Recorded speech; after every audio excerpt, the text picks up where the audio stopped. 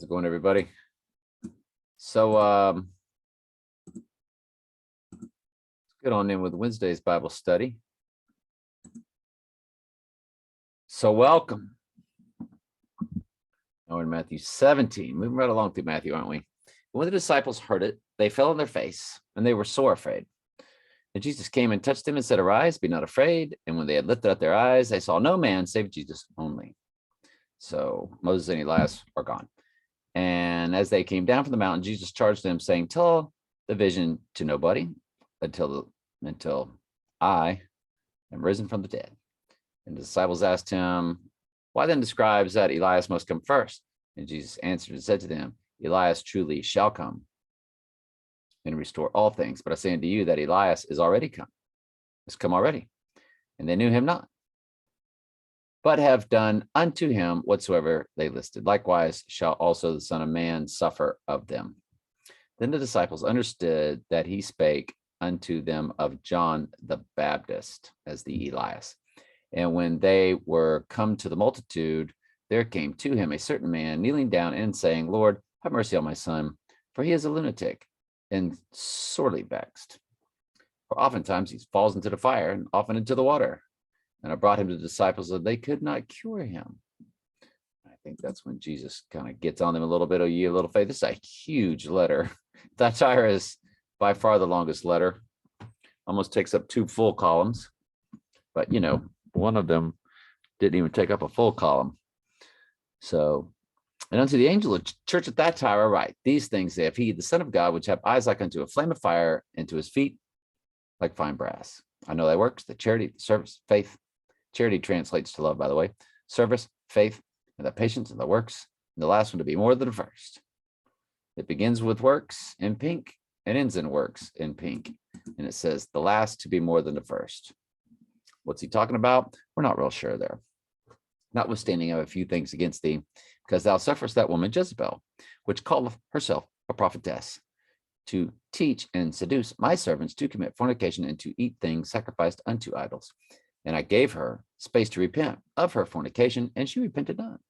Behold, I will cast her unto a bed, and them that commit adultery with her into the great tribulation, except they repent of their deeds. And I will kill her children with death, and all the churches shall know that I am he that searcheth the reins of the hearts, and I will give unto every one of you according to your works. But unto you I say, the rest of you in Thyatira, as many that have not this doctrine, which have not known the depths of Satan, I will put no other burden upon you, but that which you already have. So hold fast till I come. And he that overcometh and keepeth my works unto the end, I will give him the power over the nations, and he shall rule them with an iron rod, and the vessels of the potter shall be broken into shivers, even as I received my Father. And I will give unto them, of course, the morning star. He that have an ear, let him hear what the Spirit saith unto the churches." Now, when he talks about throw you into the great tribulation, that's where the church gets its robes cleansed, which, in other words, you're still a lost sheep. He's speaking to the church, but he's saying, if you don't repent now, you're going to have to get your robes cleaned in the great tribulation. Because all sheep must suffer tribulation. It says in Acts 14:22, which is my phone number, by the way, we all through much tribulation into the kingdom.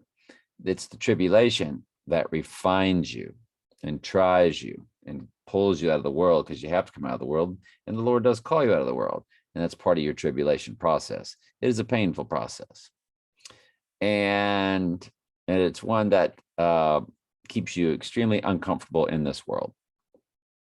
The deeper, the more out of the world you get, the more uncomfortable in this world you become.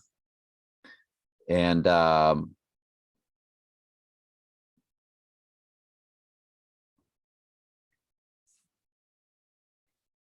it says we all through much tribulation entered the kingdom, and all sheep throughout time have gone through this process. But at the very end times, we have a very bad situation. Most of the sheep are lost at this time. And many will come around once the four horses begin. But most of the rest, excuse me, will come around during the Great Tribulation. They don't get the call until the Great Tribulation. And that's when they get their tribulation to come out of the world and truly know Jesus, and truly suffer at the hands of the world. And that's what that verse is about there. You folks that have not repented, I'll throw you into the Great Tribulation, because he's ordained the end from the beginning. So he has a certain set amount group of people that will not repent until they are thrown into the Great Tribulation as lost sheep. And then they will get cleansed. That's all. Love you very much.